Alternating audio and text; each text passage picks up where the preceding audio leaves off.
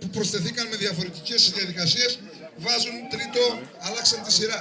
Ευγενώς λοιπόν ο Βαγγέλης ο Καραγιαννάκης ζητάει να μην υπάρξει κανένα πρόβλημα, να προχωρήσει η απονομή έτσι και ας είναι έξω από την εξάδα ο Βαγγέλης, τον οποίο ευχαριστούμε όλοι για αυτή την προσφορά, πέρα από το γεγονός ότι ήταν από τους βασικούς μας συνεργάτες για να κάνουν τα καζαντζάκια. Λοιπόν, παρακαλούμε τον πρόεδρο του Πολιτιστικού Συλλόγου, τον κύριο Αντιδήμαρχο, Μαλεβιζίου, καλά το λέτε, έτσι να προχωρήσει στις απονομές. Λοιπόν, ξεκινάμε. Πρώτος, ο Γατζάκης, ο Παναγιώτης, από τον Γίδωνα. Τον χρόνο. Εγώ ξέρω πως θα στον Γίδωνα. Από τον χρόνο. Εντάξει.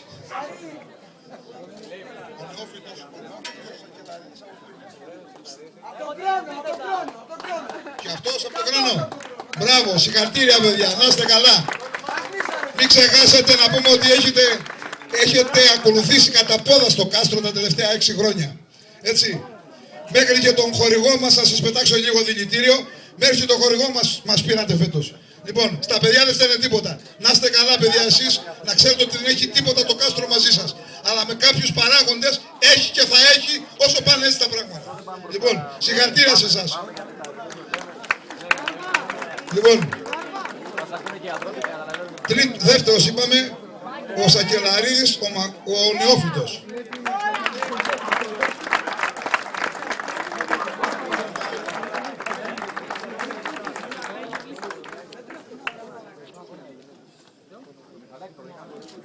Τρίτος, ο Καναπινάκης, ο Παναγιώτης. Δεν κάνω λάθος, είναι από τη Σκούδα ο Καναπινάκης.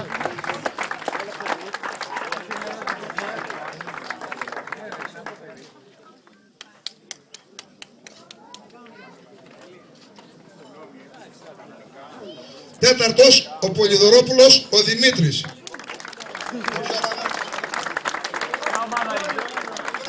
Από τον χρόνο. Συγχαρητήρια. Πέμπτος, ο Παπουτσάς, ο Κωνσταντίνος.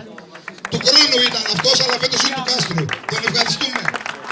Συγχαρητήρια.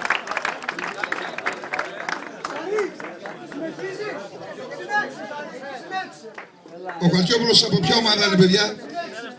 Κύριε Αναστόπουλε, κάνε τη δουλειά σου γιατί έχεις και λίγο τη φωλιά σου λερωμένη. Την ξέρει όλο το Πανελλήνιο.